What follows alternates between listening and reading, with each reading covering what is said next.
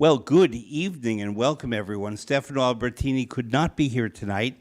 He sends his love, and he looks forward to seeing you for future events, not only in Adventures in Italian Opera, but everything that the Casa Italiana does. I'm Fred Plotkin, if you don't know me, and I thought I would start by telling you names and dates, which will be recorded on the video, of this season, which is a really good one. They're all good. And this one is too. Tonight's wonderful guest is a conductor, Alvise Casellati. We will talk to him in a moment. October 2nd, the bass baritone Christian Van Horn. October 30th, the bass baritone Ryan Speedo Green.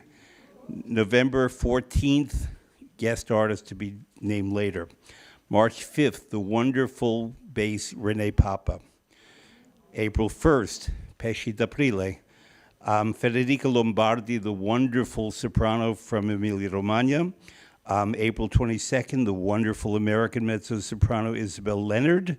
April 29th, Corrado Rovadis, who's a fantastic conductor who happens to be the music director of the opera in Philadelphia.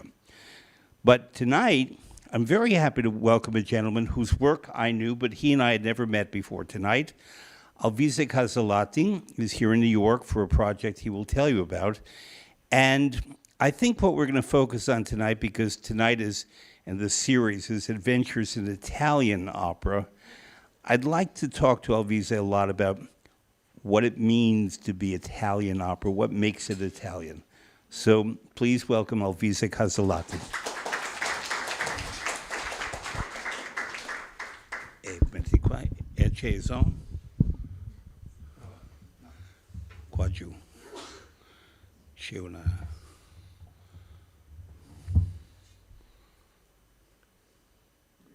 Yes, okay.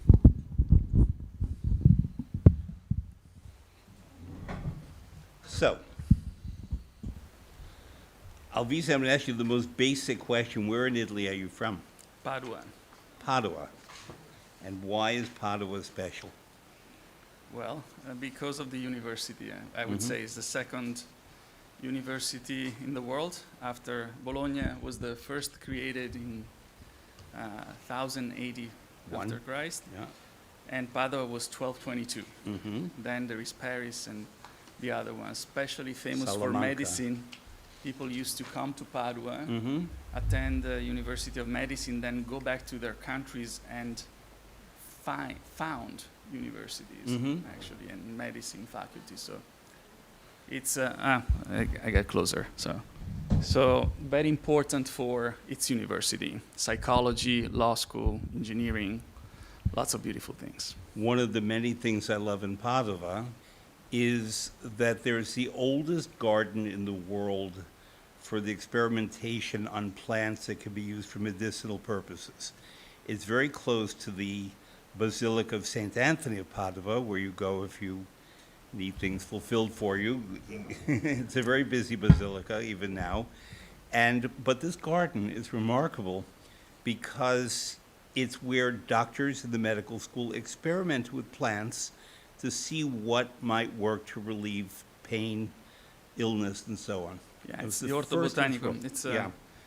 It's very famous, and nobody knows of it until when they happen to come to Padua. Usually people obviously go to Venice, and then it's like half an hour or 20 minutes out of Venice west towards Milan, and it's also there is Teatro Anatomico of Medicine, where they used to experiment on dead bodies, which was not allowed by the church back then, and they used to have a canal behind, so in case the police force would arrive, they would drop all the corpses in the canal and then say, hey, man, we're doing nothing. Nothing was happening. So it's like Rigoletto. Meanwhile, people were cheering with dead bodies passing by in the canal. But it's, very curious people. This intellectual side is still very alive. Went from 30,000 students when I was a student. Now there are 80,000, which is pretty impressive for a city of 280,000 people. Padova is notable for, it's the largest city in the Veneto, I think. I would say so, yes. Yeah. And it's, during the Second World War, a major portion of it near the railway station was bombed and rebuilt. But not too far away from there is the Arena Chapel, where the most important frescoes of the early Italian Renaissance by Giotto are there. And to me, it's one of the most important places in all of the world if you're studying art history. And I have a theory that I'll never be able to confirm, but I want to point out another date here, that March 6th of next year, there'll be a special event dedicated to Michelangelo, who, had he lived, would have been 550 next March 6th. And Michelangelo spent time in Venice. We know that he made 3 trips to Venice. I have a theory that he stopped and saw these affreschi, the frescoes by Giotto, because when you look at the Sistine Chapel and the Last Judgment in Rome, the storytelling is the same as the storytelling in the Arena Chapel. The Scrovegni Chapel is another word for it. And I'm convinced, although he never wrote about it in his writings, that he stopped there and he must have been influenced by it. So when you go to Padova, you have to reserve, because it's a very delicate place, and they sort of have to dry you off before you enter, and only 12 can go in at a time, but it's not to miss. Also not to miss, Padova has one of the greatest fruit and vegetable markets in the world.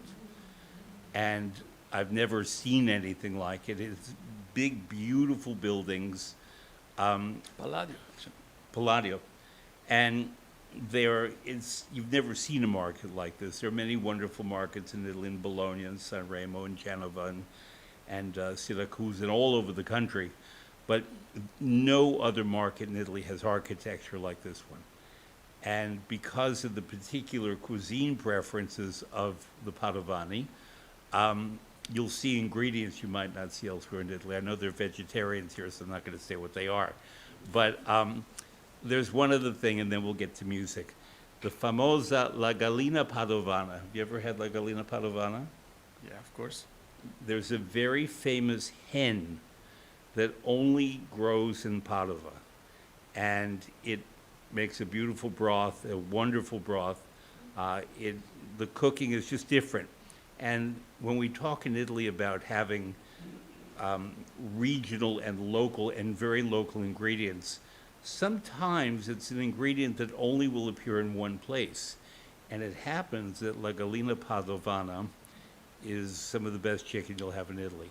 And had you said to me any city in Italy, I could have said the same thing, because I'm very dedicated Well, to there is one more thing. One more thing, go ahead. It is the city that I think unique in the world has the remainder of the 9/11 Twin Towers. The Really? last piece of the Twin Towers, and there is a monument built by Libeskind. Mm-hmm. Daniel Libeskind. That was a memorial, a 9/11 memorial in Padua, because back then the governor was from Padua, insisted that we needed to show and remember this moment and to unite Padova to the United States and through Padova in order to join the whole Italian state, to have this very important monument to remember. Next time I'm in Padova, I will look for it. Now, I'm just thinking, and I didn't plan this, obviously, the famous Solisti Veneti, are they from Padova? Absolutely.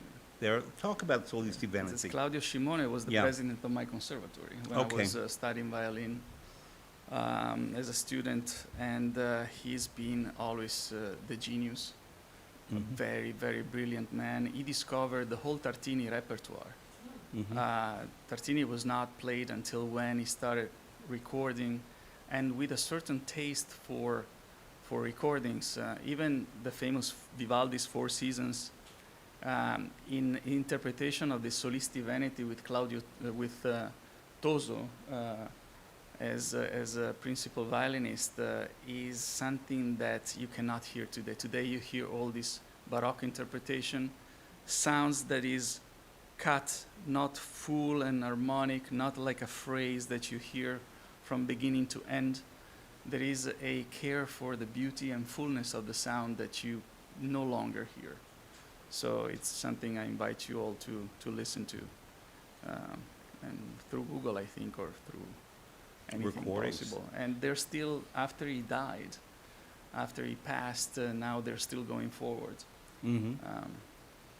Basically, if you are my age, or a lot of your age, not your age, you're too young, you grew up with these recordings when you learned that music, and the music of the Veneto. And I remember so well the recordings, each record, LP and then CD, had a different bird on it.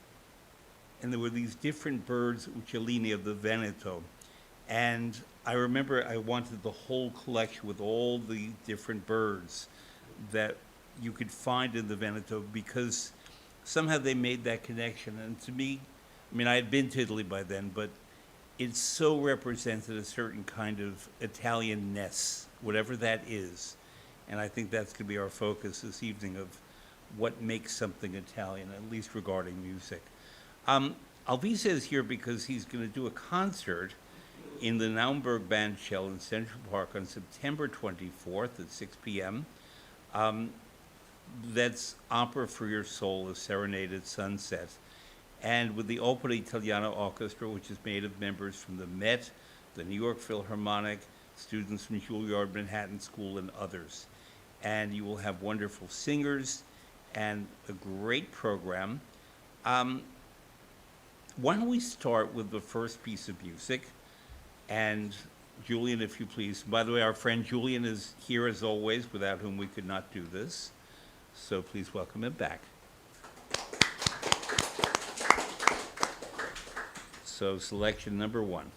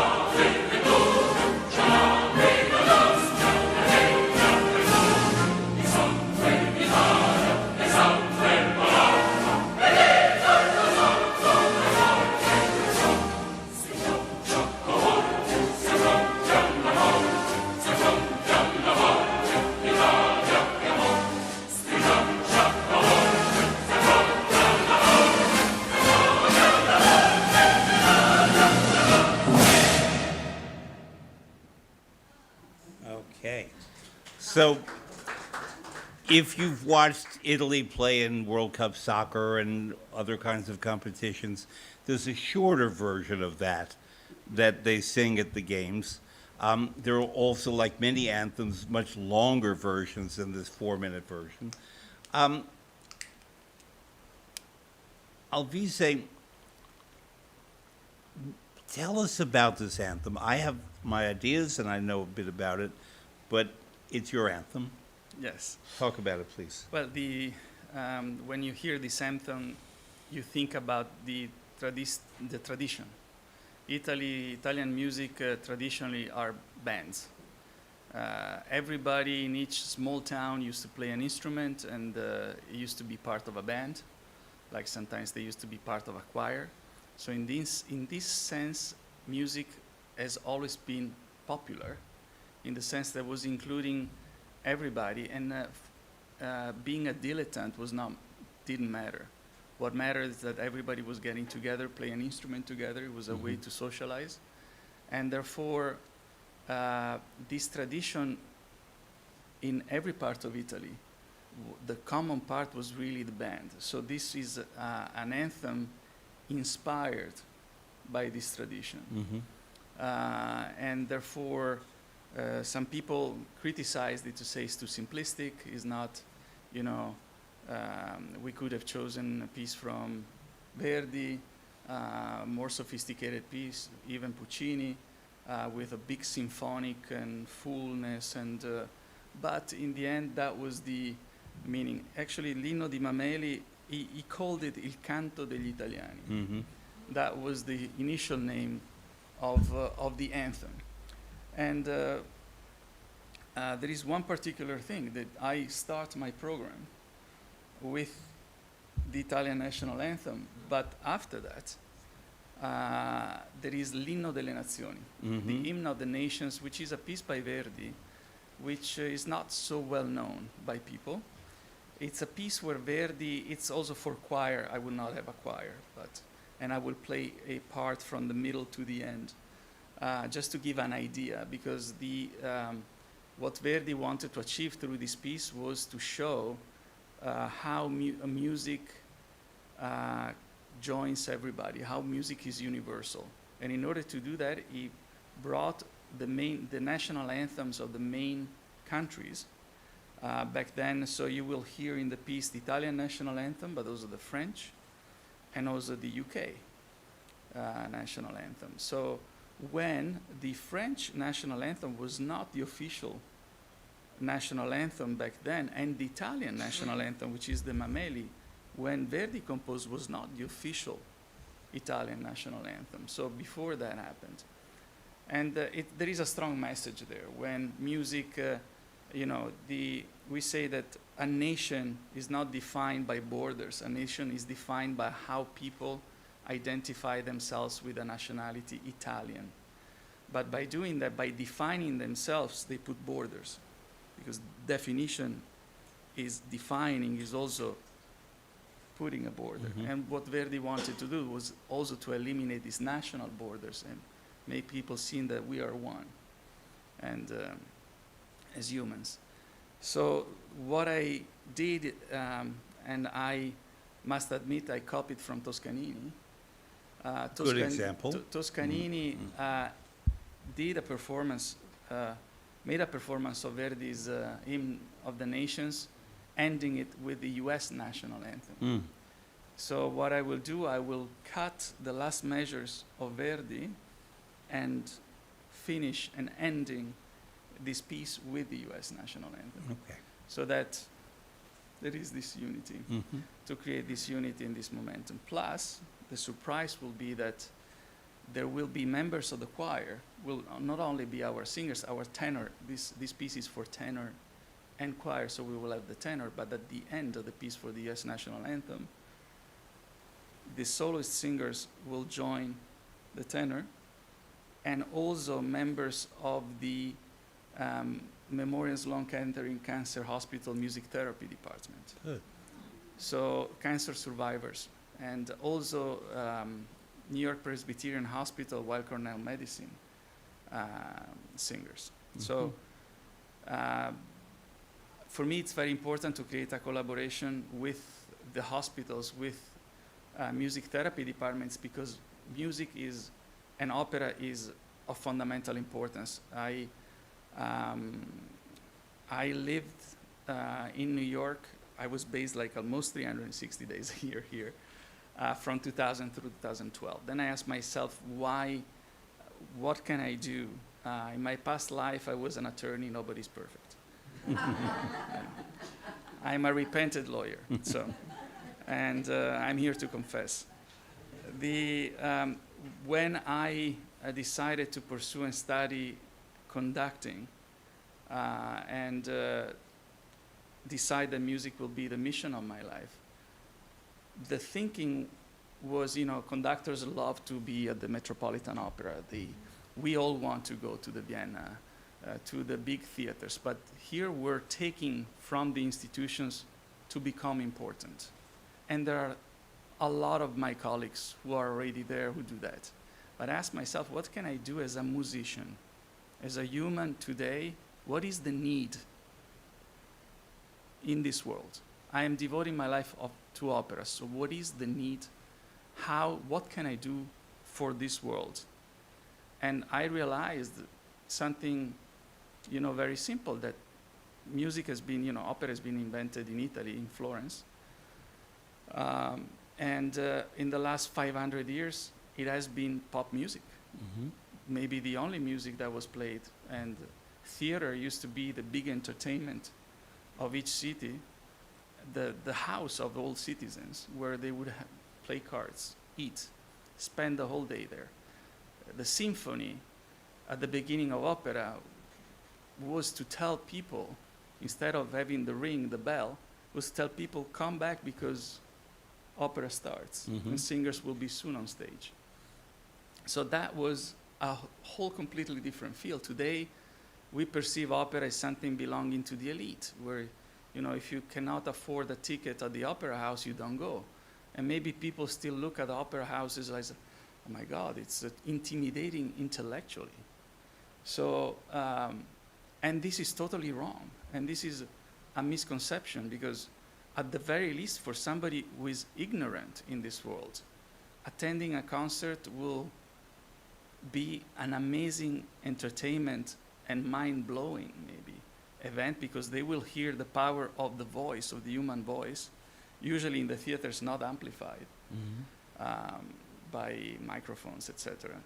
So this, the need, I thought, was to bring opera back to the people. And in order to do that, going outside of theaters, bringing it in the parks, in the open places where people pass by, even by chance. Of course, we are advertising, we're promoting it, and inviting people. It's a free event, of course, in order to be inclusive. Nobody will need a ticket to come. People can come, people can leave. Usually what happens is that people will grow. The crowd will grow because people pass by, and then they don't necessarily leave, they told me. And so, in my experience, I'm trying to design a program that is very easy to understand, which is, I didn't invent that. Somebody called Da Ponte, mm-hmm. When he came to New York, started doing exactly the same operation to promote, called Ape Musicale, when he was putting opera arias in order to show what Italian opera is. So this is a way for first-timers to come, but also for people who never attend. Is there any guide when you go to opera houses that tells you, if you are a beginner, you should come and start seeing this opera? No. You don't know. You have no path to follow if you want to go out there and start seeing what this world is about. So mm-hmm. This is a first. Opera Italiana is a first step, but it's also something that opera lovers love, because we have very important singers, and important voices, and the level is high because we have first parts from the Met, and brilliant students behind that. Some people said it's pretty impressive how things sound, and even in the park, in the amplification. Toscanini used to say, in the open, you can only play Bacci. no music, no opera. So he was a purist, obviously. But back then, in the 1950s, when he said that, there was not a sophisticated tools, microphones that really recreate the true sound of the instruments, not amplified. So today the technology allow us to go in the open air and have a sound that is very similar to what you hear in the theater. So that is why this Opera Italiana is in the air started to give it to everyone, to show people that despite the fact that they might believe that this is not something that belongs to them, especially the young people, who sing rap or trap or whatever. They say opera, what is opera? It's too long. Oh, no, it's... I myself, when I was 16 years old, I loved Public Enemy. I was singing, I was not even speaking English, and I was reciting Public Enemy by heart. And I was playing at the same time Mendelssohn Bartholdy Violin Concerto, studying. There is nothing conflicting. Music is music. And back then, Public Enemy was sending a very powerful message in the text, very powerful about how unjust was treatment that they were receiving. So it was a very strongly, they used the spoken language, the parlato, which is what somebody called Rossini started doing in the opera buffa. So if you go back, started using the parlato, Don Bartolo, no? And then Donizetti later did it in Elisir d'Amore and in Do Pasquale. So there is music is music, so there is no distinguishing that one is higher than the other. Opera happens to be maybe the most complete, I find, in the whole arts. In the opera you find visual, you have music, of course, you have acting, you have a painting because there is a scenography, right? So you have all the arts in one place. And you have the live performance, of course, which gives emotion. So I'm going to fill in a bit. I grew up in a household that worshipped Duke Ellington, the great composer. And Duke Ellington said, there are two kinds of music, good music and the other kind. And it's always up to us to understand what that might be. And it invites us to listen to really listen to music and feel it and absorb it. And as you were saying, Alvise, when words are added, the music takes on a whole other character because the composer is responding to the meaning of the words and the sound of the word, whether in opera or elsewhere. And I want to get back to the national anthem of Italy. It's called L'Inno di Mameli, and Mameli is not the composer. He wrote the words. And I think it's interesting that the Italian national anthem is referred to by the person who wrote the words, not the music. It was written in the autumn of 1847, basically around the time that Giuseppe Verdi had completed Attila for Venice and was then composing his first version of Macbeth for Florence. And 1848, the next year, was a year of revolution in Europe and Italy, and there were battles all over the Italian peninsula. It was not the nation of Italy. As the Italians were trying to throw out the Austrians, the French, and others who were dominating different parts of the country. Goffredo Mameli was in Genoa, and 2 months later, the words were set to music by another Genoese, Michele Novato.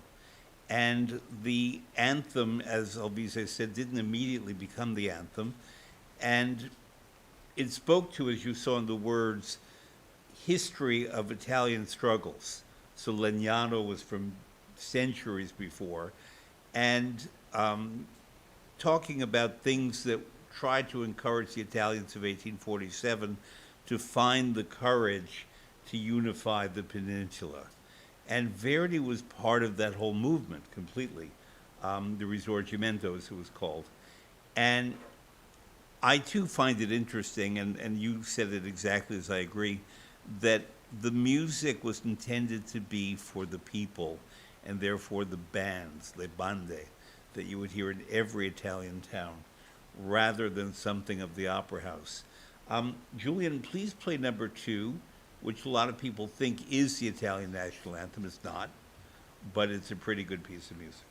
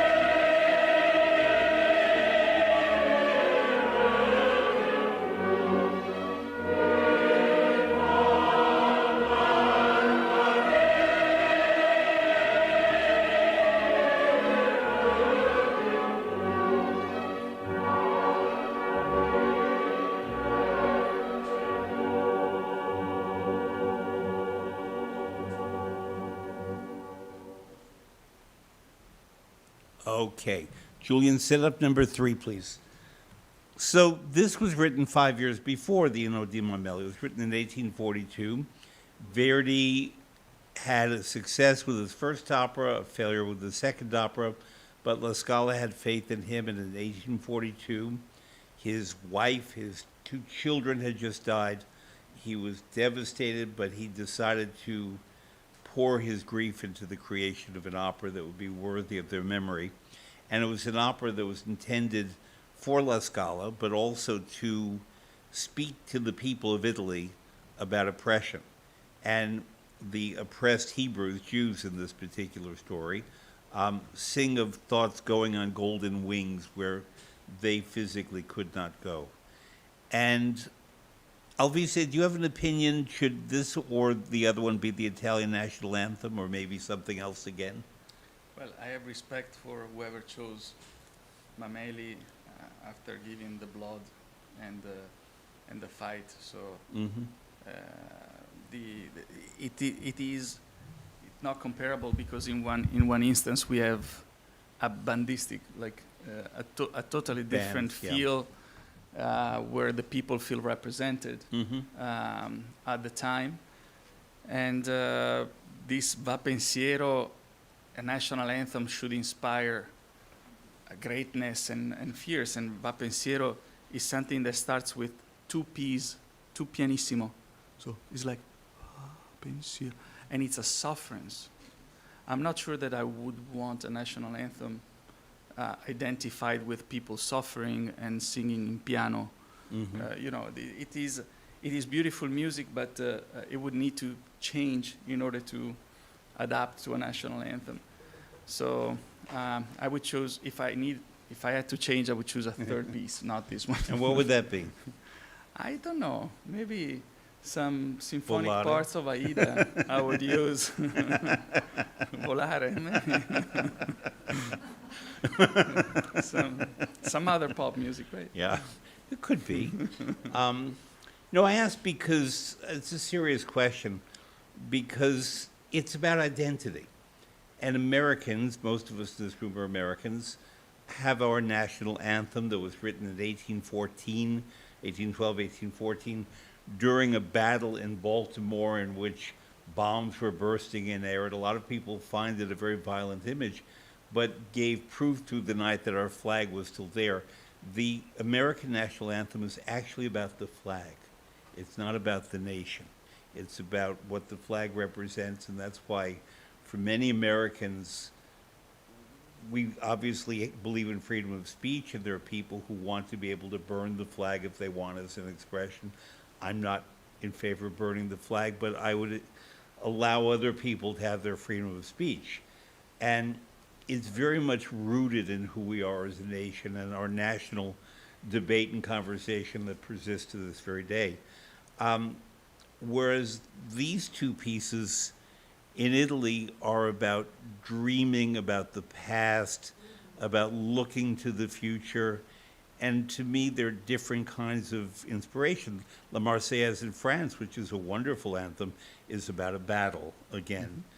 And it's interesting how each country's anthem represents a bit what that country is about.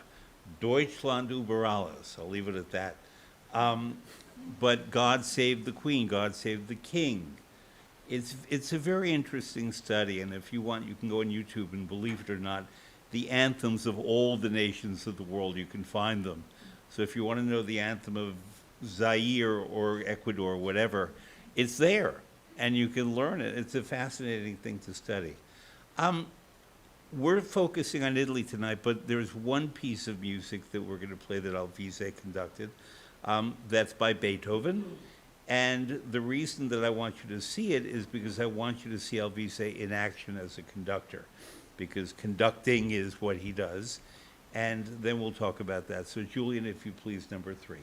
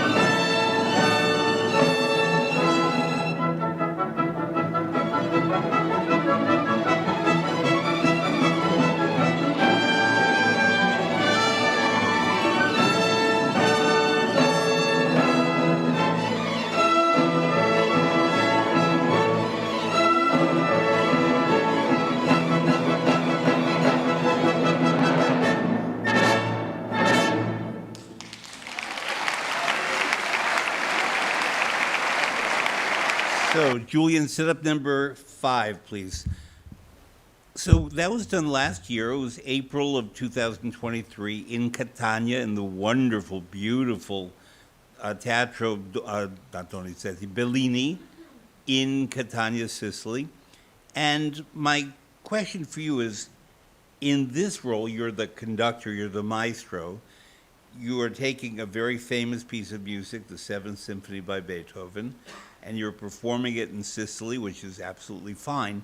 But my question is, you're playing an Austrian composer, you are a conductor who can conduct everything and not just Italian music, because Toscanini conducted Beethoven and Abbado and Ozeda and all kinds of Italian conductors conduct non-Italian music all the time.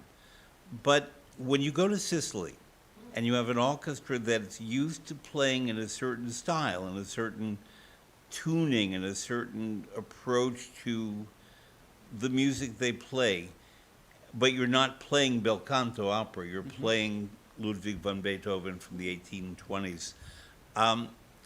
What do you do during rehearsal to make it a performance that suits the way you conceive that music that's not Italian opera? Well, certainly, you go to each orchestra, you have your own idea. Conductors, I mean, at the very least, we must have a gesture, a technique that puts together the sound of the whole orchestra. But it's not just conducting all the instruments, is conveying an idea, a musical idea. So when orchestras usually play a lot of opera, many conductors don't focus on the sound of the orchestra, they focus more on the singers, on trying to hear the singers, and many times the working on the orchestra is something that is is secondary. So that's why it's very important for opera orchestras to have symphonic concerts, so that conductors take care of the sound, of the nuances that they don't have time to do sometimes in opera productions. So, and I have to say this orchestra, started with a different attitude.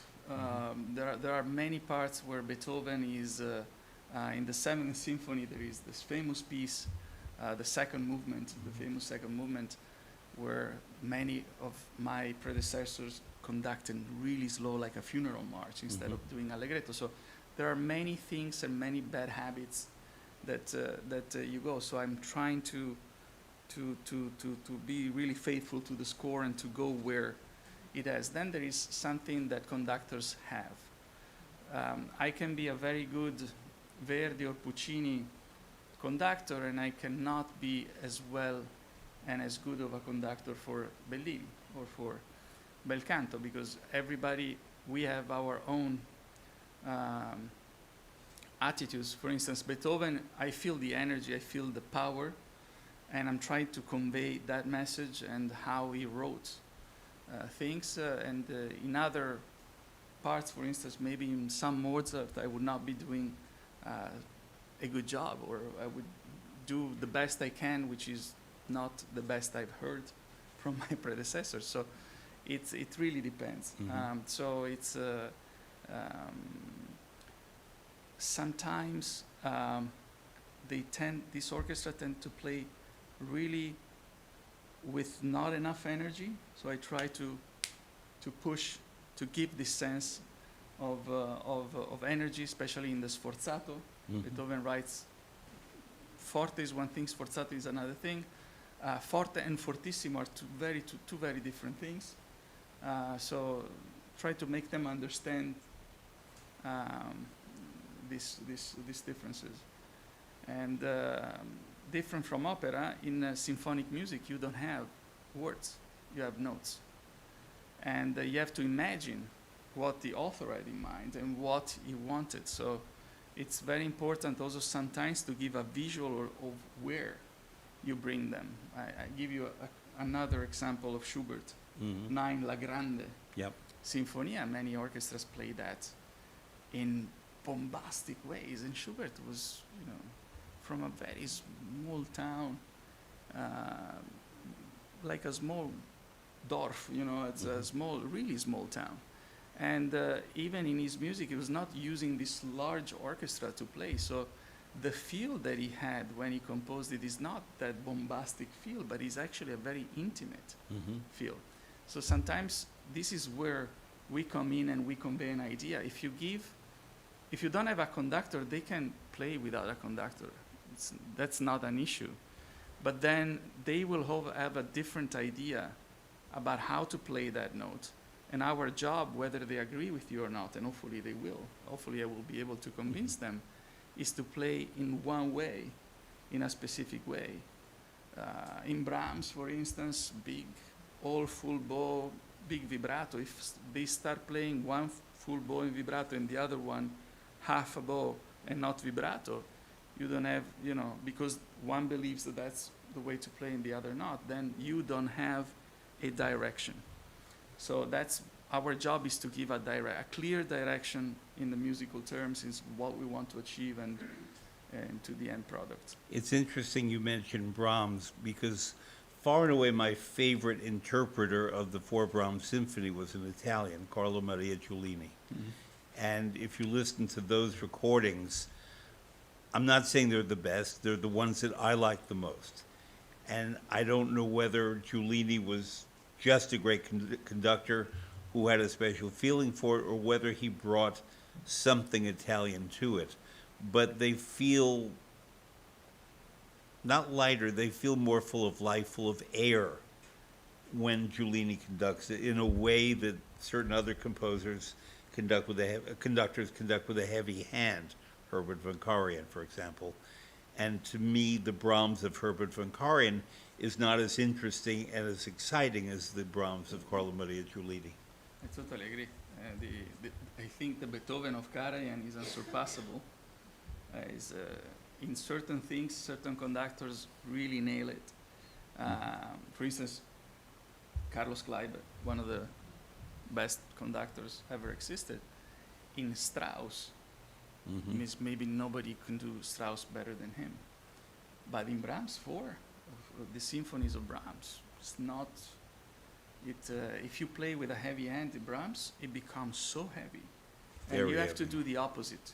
You have to think about bel canto and go. Yeah, it's true. With Brahms. Now, when we talk about the evolution of the orchestra, whether in the opera house or whether in a symphony hall where you're hearing the music of an orchestra, there were certain fundamental composers in the history of music who advanced the orchestra. Certainly Haydn, in the creation of symphonies, Mozart learned from Haydn. Beethoven really picked up the mantle, expanded the expressivity of the orchestra. But to me, the next person in line was an Italian, Gioacchino Rossini, who made the orchestra fun, made it a narrative device for drama, for comedy. To me, until Rossini, no one mastered the orchestra's ability to express and convey emotion and storytelling. And so I know you love him too. Many composer friends of mine tell me he's the hardest composer to conduct, because you have to do it right or it goes all wrong. I've selected a piece by a singer that you mentioned to me when I was planning this, who's someone I heard, she was from Genoa, Luciana Serra, who was really one of the great coloratura sopranos. She's still with us, but she's forgotten. And so rather than pick a singer who we know, I chose a very old recording, which is to say, not a very good recording in terms of sound quality. It was recorded in 1974 when she was very young in Tehran, in Iran, if you can imagine, where at that time they were doing Italian opera. And it's from the Barber of Seville, Barbiere di Siviglia, Una voce poco fa. Remember, the recording quality is not great, but I wanted you to hear what someone like Luciana Serra, a really great singer who we don't remember, could do with this music. So Julian, if you please.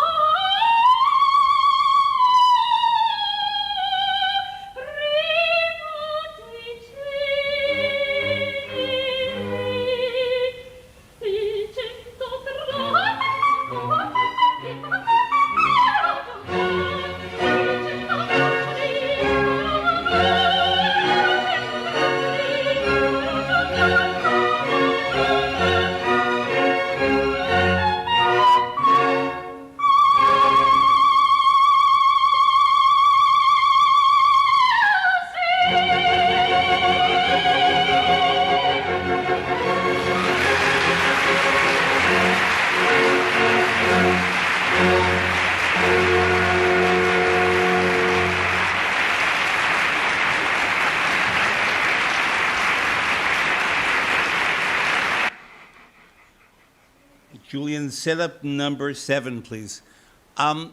There's so much to take apart in that performance. I have my reaction, but I want to hear yours first to the way she sang, the way the conductor, Manrico de Tura, conducted, what it might have meant to be hearing this in Iran, of all places, because it was a very special performance. I listened to it in preparation, but I listened again now as if for the first time, and it was kind of stunning. It is first of all, the coloraturas Phenomenal. are just something you'd hardly hear today. Yeah. She's impressive because she has such an ability to go from one note to the other in this very clean and pure surgical way. And this does not make her singing dry because it's full of emotion and it's full of wittiness, because this is a very witty area. So you cannot sing it like this. You have to give all this, and she had all these nuances as well in the singing. So it's quite impressive. The conductor, at a certain point, I felt like he was driving a fast car and suddenly had to put his foot on the pedal to brake it a bit. Yeah, I was a bit surprised. It was a bit too fast. Yeah, but then he really broke it, and I don't know whether they planned it that way. It's as if she could say, I can do anything I want, but then we're going to stop, and then you're going to hear me sing just the beautiful music as opposed to the fireworks that were coming. This aria, in which Rosina and the Barber of Seville, which the Met is doing next May, by the way, April and May, and we're going to have Isabel Leonard, who will be in it. She'll be talking about it that night, is usually sung by mezzo-soprano, like Isabel Leonard. And because it's such a good role, sopranos said, why should the mezzos keep it all to themselves? So sopranos sing it too. Beverly Sills sang it very famously. When I worked at the Met one time, we had Frederica von Stade, the mezzo, singing Rosina. And at the intermission, she got a little sick and had to cancel.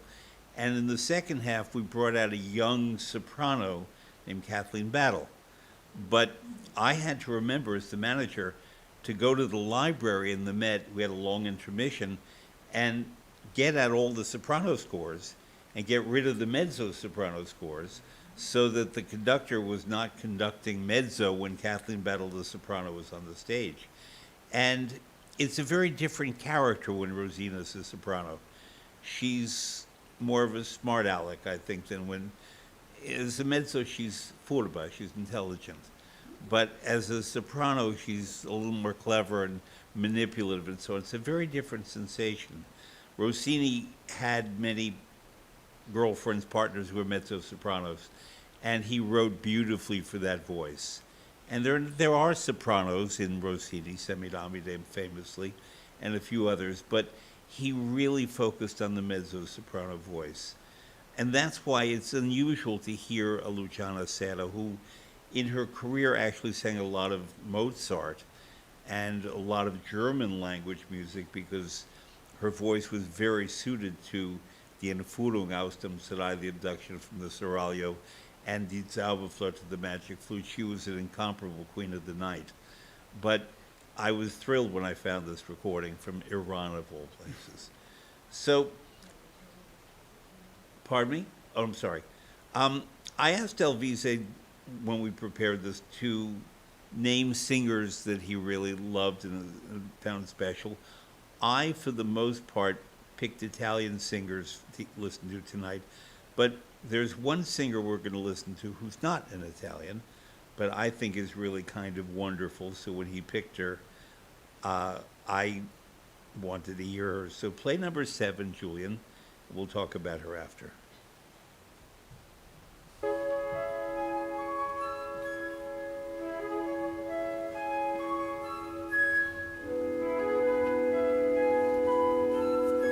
Te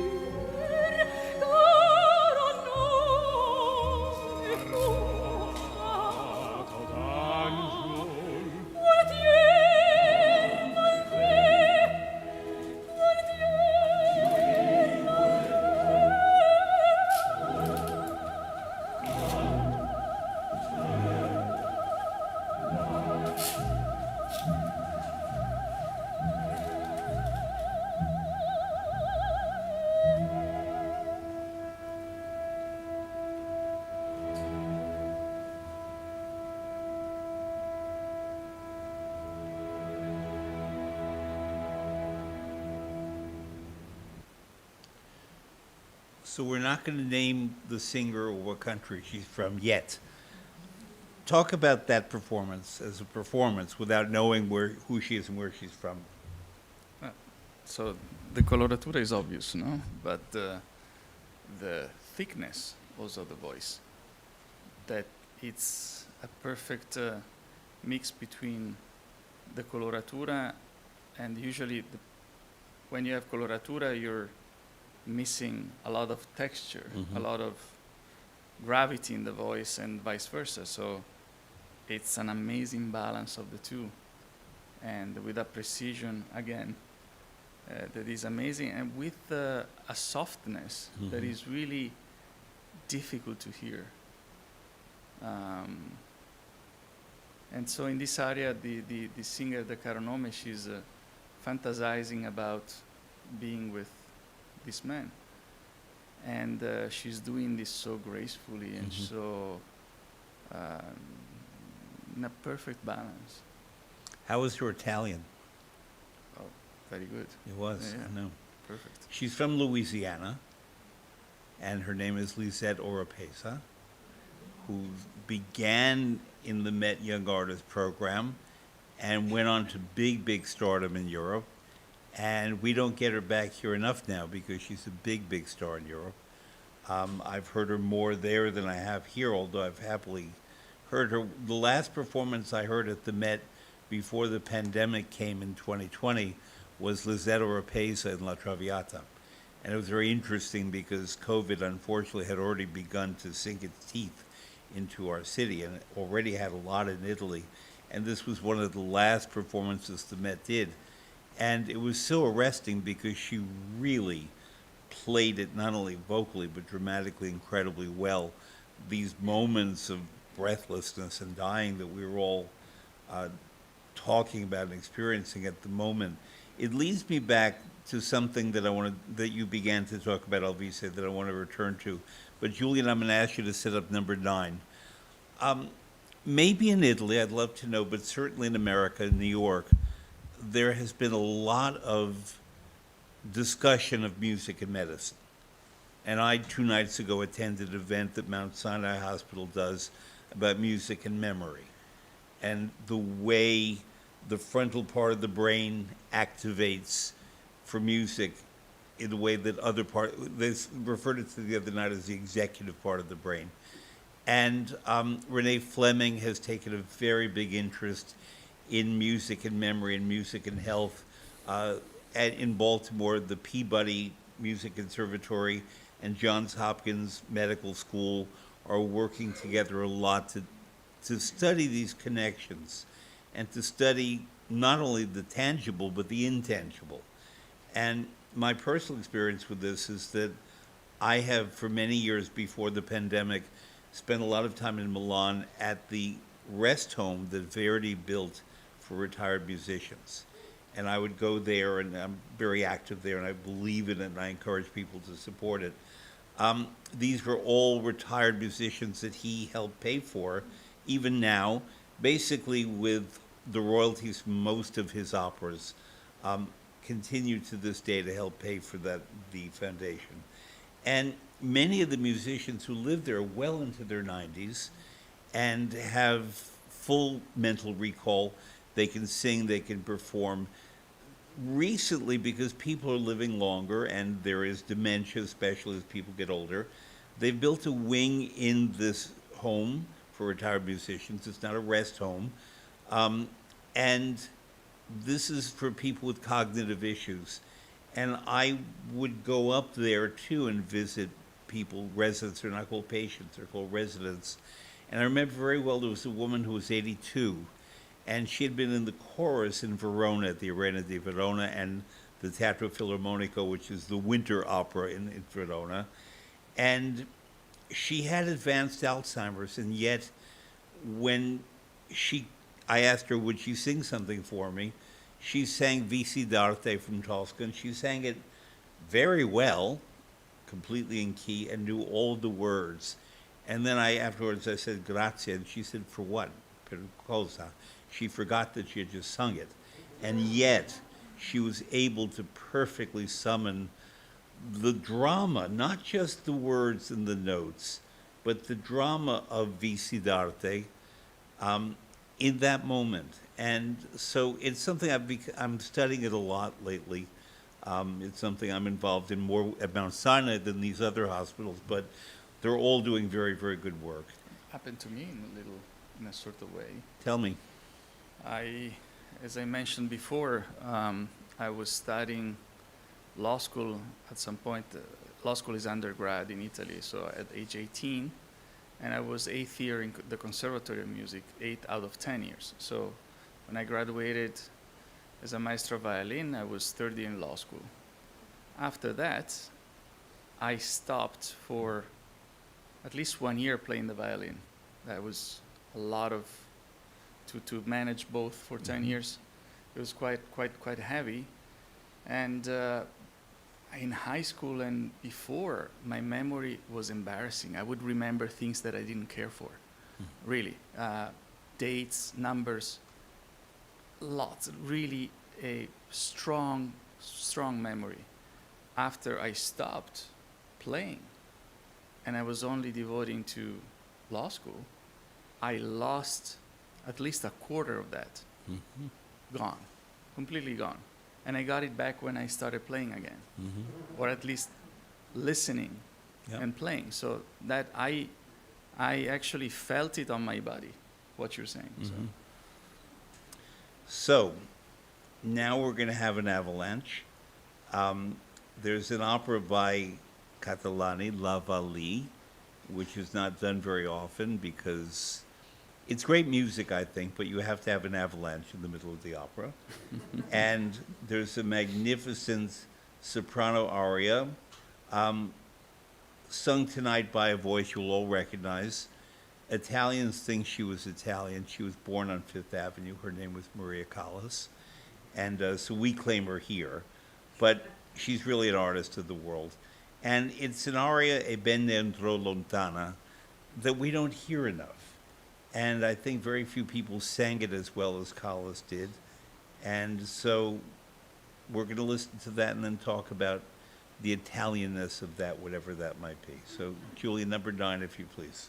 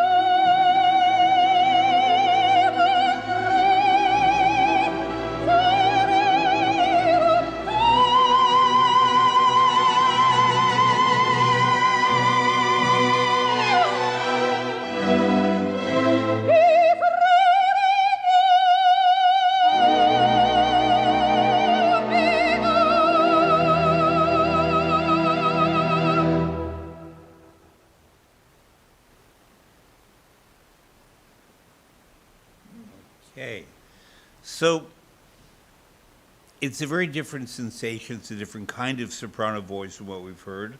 It's also a very different type of music. It's much slower. It relies, I believe, more on the expressivity of the singer rather than, let's call it, the pure technique of the singer. We've transitioned tonight from the brilliant Luciano Serra, who formidable technique, to Lisette Oropesa, technique and expressivity, to Maria Callas, who certainly had technique, but she was also really about expressivity. And these are all very Italian sensations in terms of opera. What was your reaction to this performance? You know, it's a. You know, I remember when I was younger, let's say, a kid. Let's say when I was a kid, I heard my grandmother used to tell me about. And she was not a musician. That big competition between Callas and Tebaldi, so that everybody said like Tebaldi had a better voice, and Callas did not match Tebaldi. And might be right, but a singer is not only the voice. A singer has so many qualities that define a singer, that make her the best, the greatest. And I think this is particularly right. You heard at the beginning how the tone was very smooth and regular, and all of a sudden the emotion started getting out of her voice, and we were all like that at a certain point, just for a small crescendo. And that was not so much because of the voice, it was for the interpretation, for the emotion that she put in the voice in that moment. That if somebody, it's a bit difficult to explain, it's like in the voice you understand it better than with a conductor, because first of all, the conductor is not facing you, but is facing the musicians. It's sometimes the energy, our energy shapes the sound. So part is how we breathe the orchestra with our movement, the possibility for a wind instrument to breathe, right? If we do like that, they don't have time. If we accommodate and give a certain message, they respond. So part is technique. The other one is the energy that emanates out of each of us that creates, is that invisibility, the invisible that shapes the sound. Mm-hmm. This is the part, our emotion, what we put in that piece. There are pieces that we feel so much. And this is such a testament of that. And how that sentence, all of a sudden we all thought, like, what happened? What is she saying here that is full of amazing emotion? Mm-hmm. So it's like if I do this and I don't talk, you feel something even if I don't speak, right? It's the same thing that we felt from her. So it's her interpretation, and it's so advanced. It's like when we talked about Giotto before. Imagine in end of 1200s, where you see 2 dimensions in paintings, and all of a sudden he invents the perspective. And drama. And drama. Giotto was about drama. And it was a total revolution. So here, we had, imagine in the 1950s where people, they used to say park and bark. There was nothing happening on stage. Actually, if you see Queen of the Night of Serra, mm-hmm. It's almost embarrassing for the acting of the other actors. It's like really not, doesn't look like. So today we're evolved in the acting, but back then Callas was like Tito Gobbi. Yeah. They were amazing actors, mm-hmm. amazing interpreters, and they were conveying the music in such a way, in such a powerful way, that the voice came even after that. So I would say this about this piece. Julian, set up number 10. A couple of comments before we hear number 10, which is something really special and unusual. I'm not old enough, but I began going opera young enough that I actually heard Maria Callas when I was 9 and Renata Tebaldi when I was 12. And my father was a musician, definitely of the Tebaldi camp, and took me to Callas because he felt that I should hear Callas. and it was Tosca, and also on the stage was Tito Gobi. And I'd never been to Tosca before. I was a kid. I was 9 years old.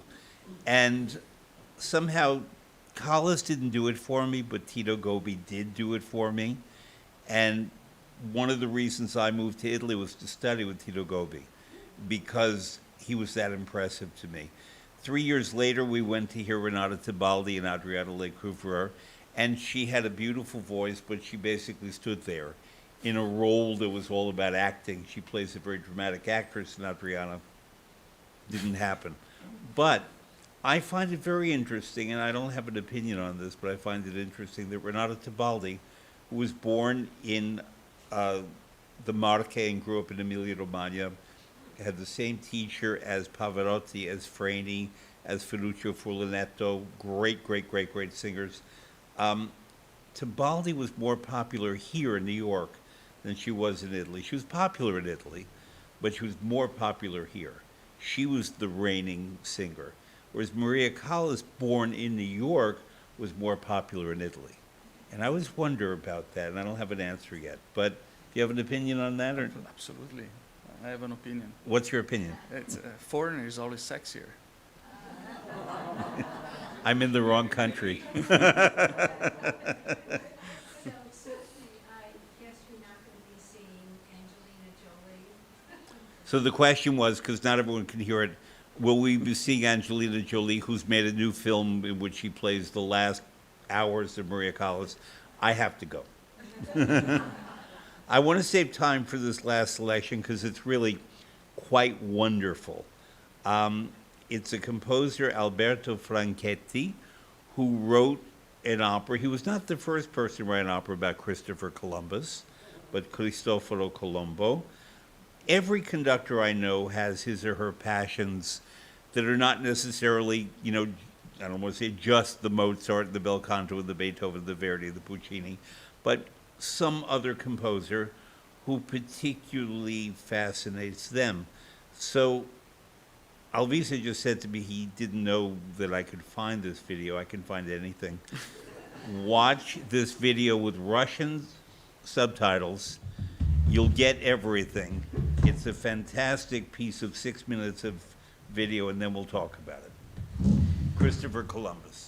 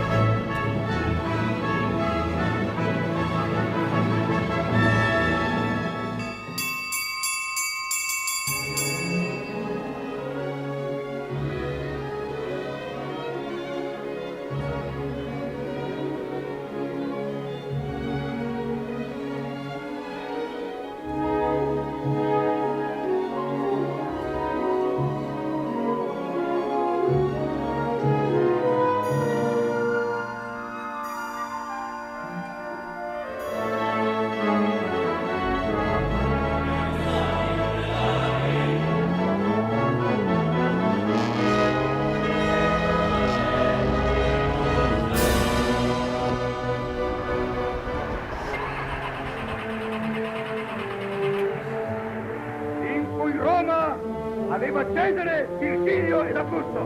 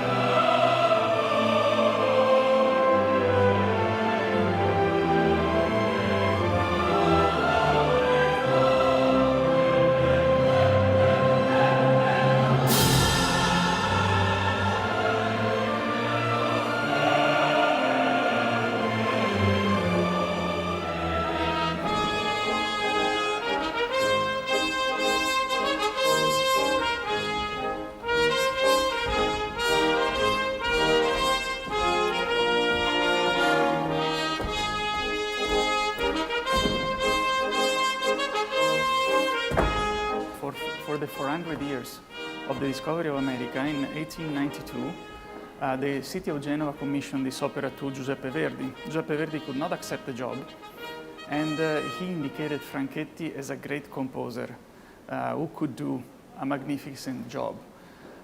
Giuseppe Verdi had just finished Aida and was doing Falstaff, so was very tired. He was an old man, and Franchetti was a very young man. He was less than 30 years old.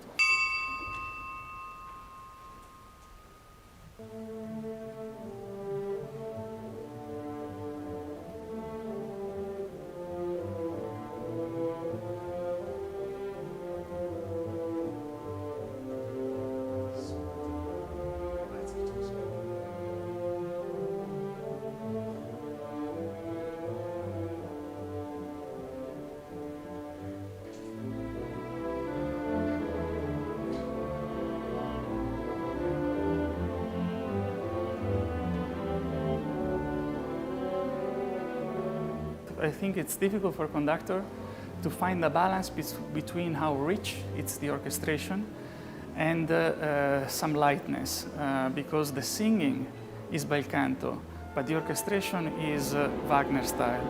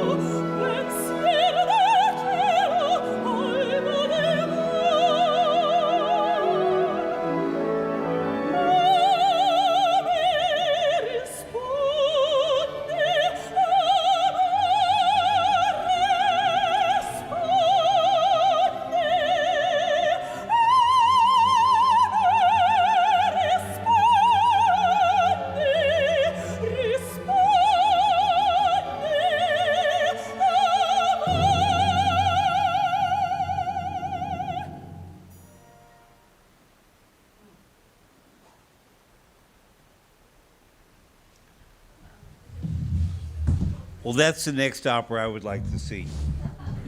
Talk about how you discovered it. I mean, I knew of it, but you went and learned it and then convinced them in Russia to do it, and That's fantastic story. So how it started is I am in Venice, La Fenice, conducting opera, and I am Alvise is a very Venetian name. Yeah. So it's actually Italians. Once I went to Rome, and they said "Al what?" So it's really known only in Venice, and so I met a friend of a friend whose name is Alberto Franchetti, and he told me, my great-grandfather was an amazing composer. It's like, okay, how many times you heard, oh, yeah, my grandmother was a singer, so like, congratulations. So, and when I Googled it and I started digging into it, I discovered that this was a composer that was more famous than Puccini and Mascagni back then. That was forgotten because during the the racial laws against the Jews. He was a Jew and was born in Turin. He married a Rothschild. Back then, the money of his family, Franchetti with Rothschild, together was basically the most wealthy family of Italy, almost, if not. And his talent, he studied composition in Venice, and then he went to Munich and Leipzig, I think, to perfection, to a PhD, I think. And his music was so brilliant and so amazing that Verdi, when Verdi was commissioned Cristoforo Colombo by the city of Genova for the 400 years of the discovery of America in 1892, he said I was 1492. 1892. Columbus landed here in 1492. Yeah, but in 1892 yes, so the 400th was the anniversary. 400 Yes, years. Right, So right. back then, the city of Genova asked Colombo to celebrate that. And when that didn't, he said, I have no time, Franchetti was already a name. So imagine that Franchetti sold the rights of Tosca to Puccini. He was asked to do Tosca. He said, no. So his instinct was not so good there. But his style is nowhere close. Actually, you can hear a piece of Cristoforo Colombo. You hear Puccini took some parts of Tosca, cut and paste, and put it there. Is impressive what he did, and he had such a big feeling for, like, his orchestration is like Wagner and Meyerbeer. I would say more Meyerbeer. And Alberto is the grandnephew, is not a musician. And since then, I got in touch with the Franchetti. Franchetti spent a lot of time in Reggio Emilia, so I visited the home of Franchetti in Reggio Emilia. I saw where he composed this. And he had such a vision until the mountains of the Alps, in Lombardy. So he had such a depth of vision, and I was impressed. His most two famous operas successful were Germania, Deutschland, Germany, and Cristoforo Colombo. Cristoforo Colombo is a symbol of Italy. He's a big discoverer. He was not so good in some parts of America, his reputation. So in the libretto, actually, in order to, you would read a libretto where he is opposing to violence by the Spaniards against the Indian American, and he was trying to save him, but you could see also in the libretto that he was getting thrown out of the boat because he was the only Italian, there were only Spaniards, and at some point they were dragged in this really long trip, and they could not see the land. One of the most impressive scenes music-wise is Terra Terra, when they see the land, and you have a double choir, and you hear, like in stereo, terra, terra, terra, terra, and only with these words, this is the end of the second act, which is maybe the most impressive of them all. The debut was in Genova in 1892. The first two performances were played by Mancinelli, I think, and the rest of the performances were performed by Toscanini himself. And Toscanini drove Franchetti to change it because it was too long, the opera. So there were 6 versions. Today we know only the 5th version. And it would be interesting to dig really more into that. And because of the racial laws, it was completely forgotten. And it was banned in Germany. They could not play Franchetti. And Franchetti died in 1942 to the day of being totally forgotten. And maybe only my predecessor, Marcello Viotti, resurrected his memory. He actually recorded Cristoforo Colombo with Stuttgart in Germany, and I spoke with many Italian, I spoke with Genova theaters. I'm still battling to make that happen, and to other theaters, so I'm trying to get the interest, but the one who told me yes was Valery Gergiev in 2021. That's what I was going to ask you, how that happened, And I spoke to him about that, and it's funny that Russia celebrates the discovery of America, right? And there is a paradox, but in the arts, there is no Russia, there is no America, there is no Italy. In the arts, we speak only about the arts.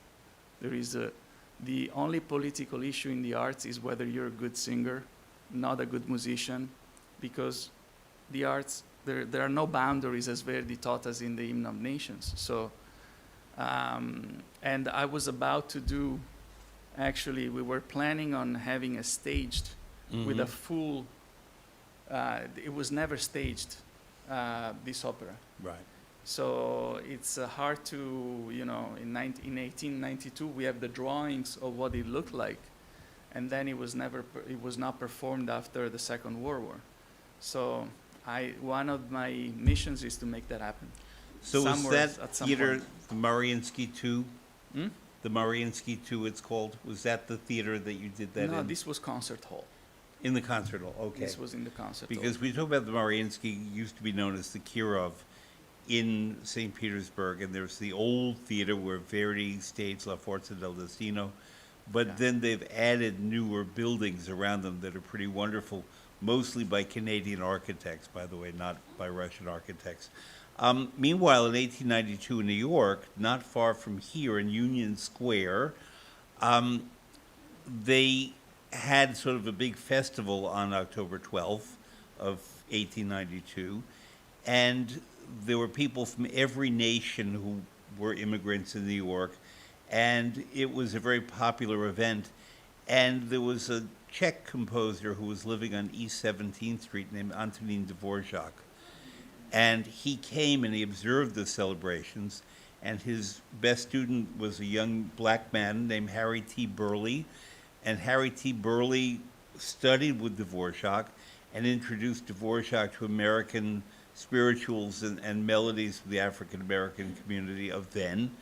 And Dvořák observed what was happening in Union Square, and he went, and then he went to Nebraska or Iowa, I think, and lived among the people there. And he came back to New York, and he wrote what was called the Symphony from the New World. Not the New World Symphony, as it's called, but the Symphony from the New World. And this was Dvořák's message to the people of Europe, what was happening here. So next time you hear that, it premiered at Carnegie Hall with the New York Philharmonic, and the original scores of the archives here of the New York Philharmonic. Understand how a Czech composer impressed with America of then put that into music. And I say that to echo what Alvise is saying, is that there are nations, there are cultures and traditions, but when a composer or any creative artist takes an idea into his or her hands, the art that comes out of that is something that benefits all of us. And Alvise, the time for tonight is finished, but I do want you, number one, to thank you very much and ask you to thank Alvise Casellati, but also remind us where and when the event is. It's September 24th. Tuesday, September 24th, which is not next week, but the following one. It's in Namur Benchel, so the entrance is on East, is 5th Avenue and 72nd Street At 6 p.m. at 6 p.m. So because of that day, there will be the UNGA, so I encourage everybody to come half an hour before Yeah. for traffic. So there will be a lot of traffic, and it's going to last until 7:30. We will have an MC explaining the pieces that you will hear, and we will have amazing singers. Latonia Moore is a Texan, she's American. Then we will have a Chinese-Australian tenor, Kang Wang, who studied at the Lindemann program at the Met Opera in 2016-17, and now he's developed an amazing voice. And then a Georgian Italian bass, George Angulase. So I'm just going to correct one thing you said. The soprano, who's from Texas, said to me, it's not Latonia, it's Latanya, like lasagna. So I'm serious. So Latanya. Latanya Moore. Latanya Moore. Yeah. I will remember Yeah. lasagna. That's the way to do it. I loved how she said that to me. Think of lasagna, which I always do. Yeah. Alvise Casellati, grazie mille. It was Grazie. a wonderful Grazie. event. Thank you. Thank you. And please attend that September 24th, and I shall see you here on October 2nd with the bass baritone, Christian Van Horn, who appears courtesy of the Metropolitan Opera. Thank you very much. See you at the park.